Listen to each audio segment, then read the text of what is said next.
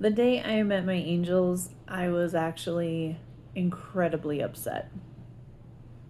Something really hurtful and distressing to me had happened, and I was trying to figure out how to handle it, what to do about it. I felt like some action needed to be taken to try and right the situation, and I didn't know exactly what that action should look like.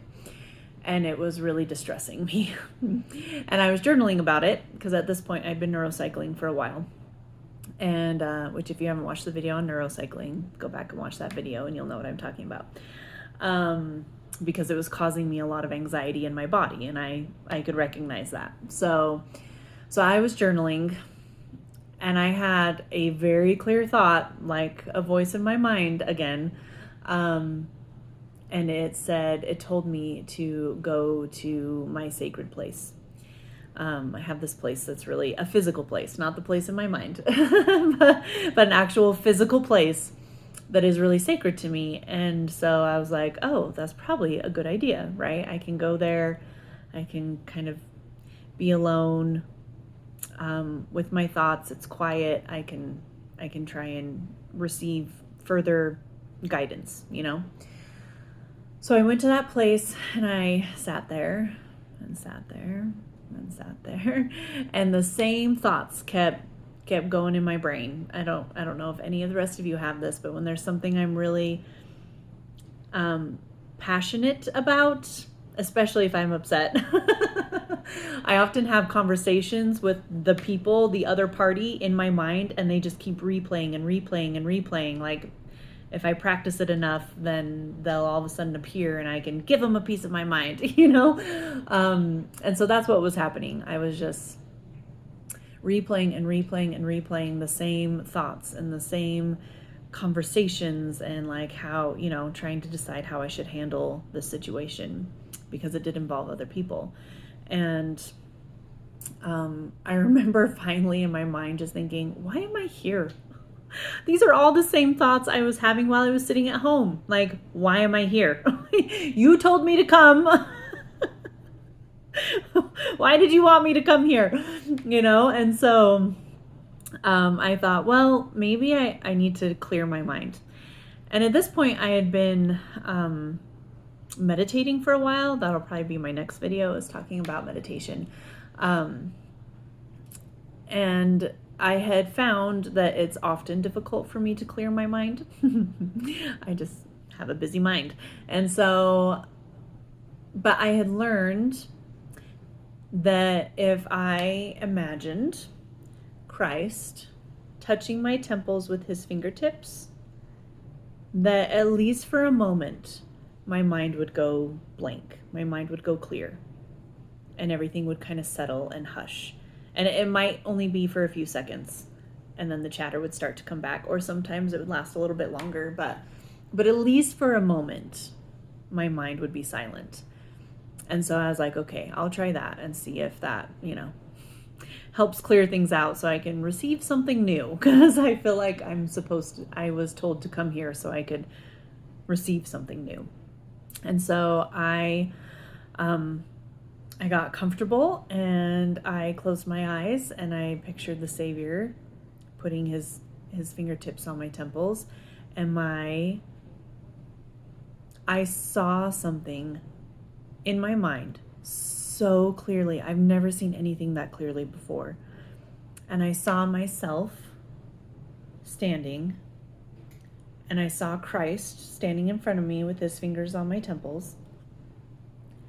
And I saw 6 or 7 people in white standing in like a half circle around and behind me. And they each had a hand out, touching either my shoulder or my back, depending on if they were on the side or behind. And this flood, just whoosh, like power and warmth, like the intensity of it, I instantly just started weeping.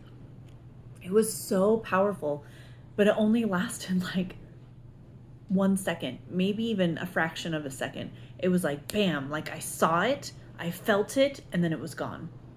And I just sat there stunned, just crying because it was so overwhelmingly powerful. And the thought that came to my mind was, this is your team. This is your team. And they are orchestrating, they are arranging, they are making sure you end up where you need to end up, that you have the experiences you need to have, that you help the people you need to help. This is your team. They'll take care of you.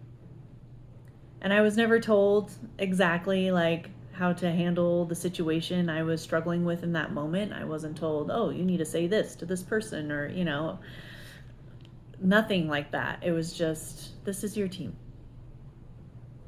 You have basically, like, you have support, and they're going to help you work this out. It's not all up to you to figure it out. And I also, along with that thought, had the understanding that we all have a team. I'm not special. We all have a team of angels that are orchestrating things, that are making sure, and they're working together. They're working with other people's teams of angels to make sure we cross paths with the people we need to cross paths with, that we learn what we need to learn, or that we teach what we need to teach, we share what we need to share. They're behind the scenes doing all the legwork. And that was the message I needed to hear that day, I guess. I didn't need specific like marching orders for what to do to handle this situation that I was distressed about at the time. And it was amazing because I did feel peaceful. I felt like, okay, I'm just going to wait it out. I'm going to see, wait for further instruction, I guess. And that was the day that I met my angels. It happened so fast I didn't see specific faces. I couldn't tell you of like, oh, my great grandfather was there, and my, like, I can't tell you any of those details. But I got the impression that wasn't something I needed to know. I just needed to know that they were there and that everybody has them. And that was really powerful. So what was interesting is I had been neurocycling for some time at this point. And I had found that when I was writing in cursive, what my higher power would tell me, that quite often the words that were coming into my mind were we. We love you. We support you, or, like it was this we. And I was like, well, maybe it's God and Christ, or something like that. I don't, it was just kind of interesting to me because I thought I was, tuning into just Christ. So when this we started to come with the messages of love that I was receiving, that was kind of curious to me. And then it was soon after that I had this experience and I realized, oh, it's actually my angels who are talking to me.